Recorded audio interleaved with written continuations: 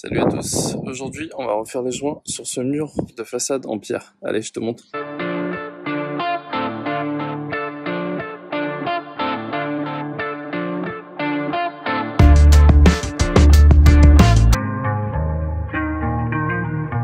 Oh no, I hope I don't fuck.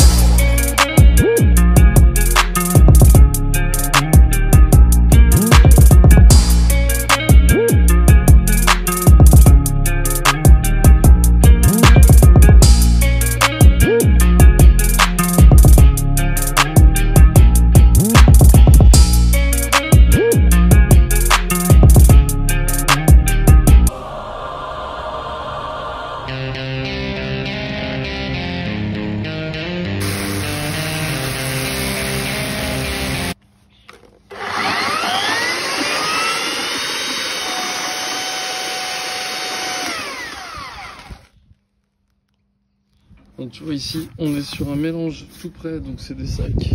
En bas là, c'est du mortier Belle Époque de chez PRB. Donc c'est à base de chaux aérienne. Comme ça, tu as une teinte déjà prédéfinie. T'as plus qu'à choisir ta couleur, ça existe en plein de modèles. Donc si c'est un particulier ou autre et que tu veux faire tes joints toi-même sur ton mur en pierre comme ici, et ben je te conseille de prendre ça. C'est quand même beaucoup plus simple. Tu vois, on utilise ça, une poche. Alors tu peux prendre une poche de pâtissier, ça marche pareil, elle va moins résister mais c'est pas grave. Là nous on les fait nous-mêmes en fait. Donc on les fait avec du liner de piscine. Tu vois, tu viens prendre, tu fais une colle assez fluide, tu viens remplir ta poche. Tu mets une, deux suivant la taille de ta poche. Ensuite hop, tu vas venir la prendre comme ça. Tu vas pouvoir faire tes joints avec ça. Donc ici le mur a déjà été nettoyé, on l'a piqueté, on l'a karchérisé. Donc maintenant on n'a plus qu'à faire les joints. Donc tu prends ta poche comme ça et tu vas venir remplir tous tes joints comme ceci. Au moment tu repousses avec ta main à l'arrière pour amener la patte dans l'avant de la poche et tu remplis.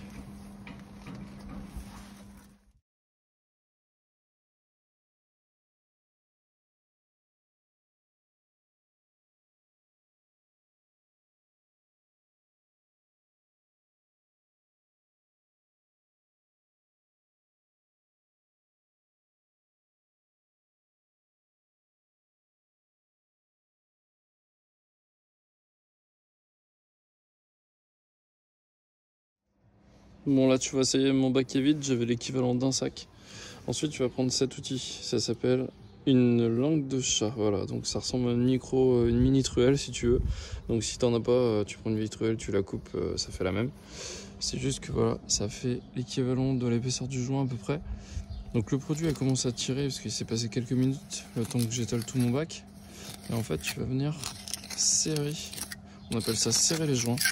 Donc il faut que tu appuies bien sur chaque côté, il faut que le mortier prenne bien sur chaque côté de chaque pierre.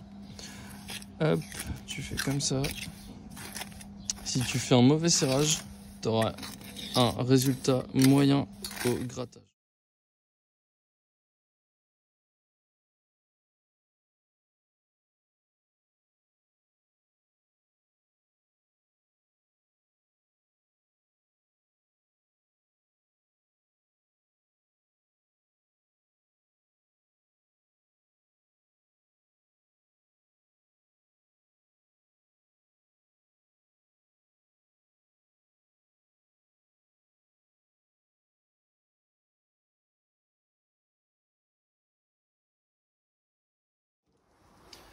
On va passer à la phase grattage. Donc tu vois, ça, ces petites brosses là, tu as déjà vu ça dans ton magasin de bricolage préféré. Donc moi je te les recommande. Franchement elles sont très bien. Elles existent aussi avec un manche bleu. C'est pareil, ça change pas grand chose. Je te conseille de prendre ça. Il y a plein de types de brosses qui existent, mais celle-ci est vraiment top. Ici ça a commencé à tirer. Si tu vois que tu n'enfonces plus le doigt dedans, là c'est encore un peu frais. Alors si c'est encore un peu frais, tu viens prendre ta brosse, tu fais des coups comme ça, un peu partout. On appelle ça ventiler les joints. tu fais ça sur l'ensemble du mur que tu viens de faire.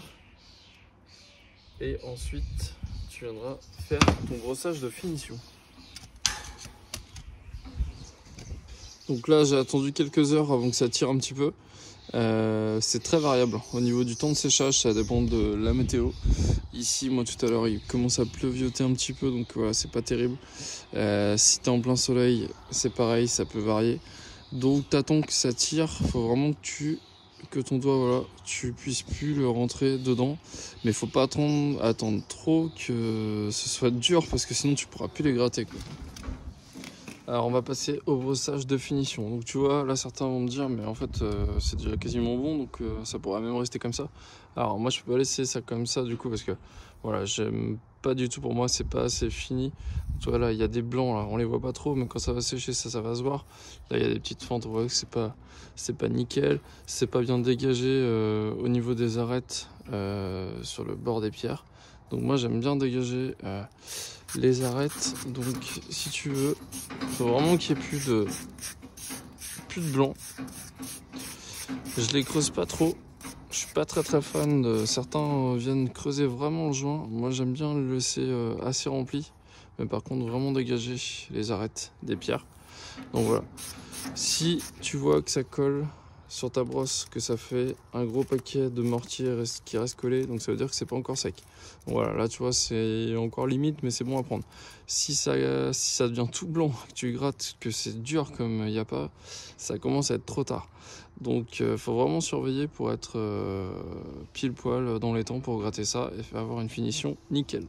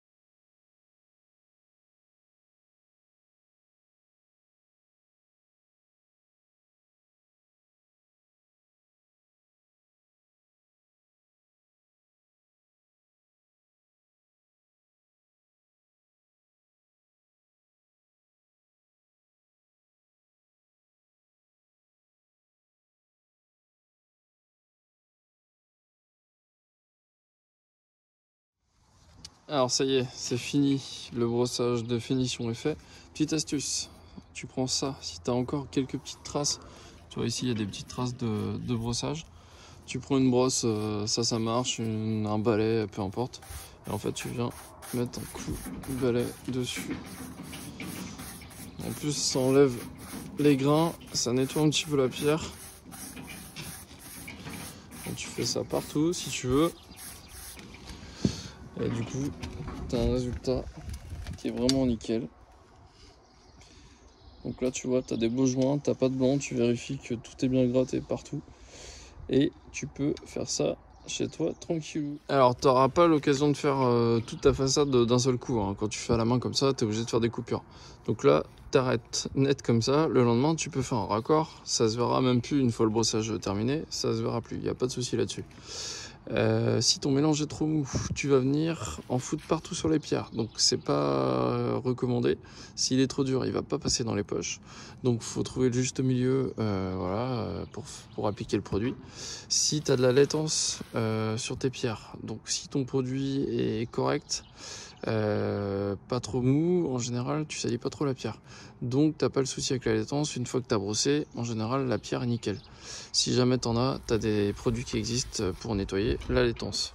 Alors quelques petits conseils pour faire un mur comme ça. Déjà la préparation du support, déjà ton support doit être nickel, tu dois l'avoir piqueté, faut que tu aies au moins l'épaisseur d'un doigt au niveau donc pas au niveau largeur comme ça, mais au niveau profondeur. Donc si t'as pas assez épais, en fait tu vas pas avoir assez de matière, et au bout de quelques hivers tes joints vont sauter. Donc vraiment l'épaisseur d'un doigt, minimum pour avoir un joint qui dure dans le temps. Donc ça, autrement, donc bien brosser avant d'appliquer le mortier, bien brosser, enlever toute la poussière. Donc nous on l'a lavé d'abord, donc ça permet de nettoyer vraiment la pierre et également l'intérieur, donc les joints. Voilà, donc une bonne préparation du support. Tu peux également faire ton mélange toi-même si tu choisis de le faire toi-même. Donc c'est, t'achètes de la chaux, du sable. Je te conseille de mettre un produit de refuge si tu veux que ça dure plus longtemps dans le temps. Sinon tes joints, ta chaux va mal vieillir. Donc tu peux te le tenter toi-même, mais je te dis voilà, prévois quand même un produit de refuge dans ta pâte. Donc sinon ici donc on était sur des sacs prêts à l'emploi avec une teinte prédéfinie. Si t'es particulier, franchement, si tu veux pas te galérer, je te recommande ça quand même. Donc quand t'es un peu plus équipé comme nous les pros, tu peux te le tenter de le faire toi-même. Mais ça demande vraiment plus de manutention et tout ça et plus d'équipement. Donc là, un malaxeur, tu mélanges ta pâte dans une poubelle, un seau, ce que tu veux. Tu prends une poche de pâtissier, tu viens faire tes joints, tu suis comme je te le dis. Et normalement, il n'y a pas de raison, tu devrais avoir des beaux joints et une belle façade en pierre. Bon, ça y est, les joints sont terminés, je vais vous montrer le résultat. On a enlevé l'échafaudage. Alors voilà ce que ça donne. Regardez. Donc alors, pour vous expliquer, on a arrêté à cette hauteur-là parce qu'en fait il va y avoir une extension donc ici avec un toit plat. Donc là on n'a même pas de nettoyage à faire et tout ça, la dalle, la terrasse saute, donc il va y avoir la dalle de l'extension. Donc ça c'est agréable d'ailleurs, pas de nettoyage à faire. Du coup donc la couleur ici, on est sur la couleur Vallée de Sèvres, donc de chez PRB le produit. Et c'est une couleur assez sympa, voilà, pour un mélange tout prêt. Donc on a fait les joints avant que l'extension soit faite, ça évite de remonter sur le toit de l'extension. Donc déjà, bah voilà, d'abîmer tout ça, donc c'était quand même beaucoup plus simple. Donc là, c'est des sacs prêts à l'emploi. Alors, ça coûte environ une vingtaine d'euros le sac, tu fais 2 à 3 mètres carrés par sac. Alors certes, ça coûte un peu plus cher que de faire son mélange soi-même, mais si tu comptes, si t'as pas de bétonnière, donc faut acheter ou louer une bétonnière, faut une remorque pour aller chercher ton sable, faut aller chercher tes sacs de chaux, le sac de chaux est au moins une vingtaine d'euros aussi. Après tu fais un peu plus de quantité, un peu plus de mètres carrés. Faut faire ton mélange, ça prend un peu plus de temps. Voilà, c'est un peu plus compliqué de faire son mélange soi-même.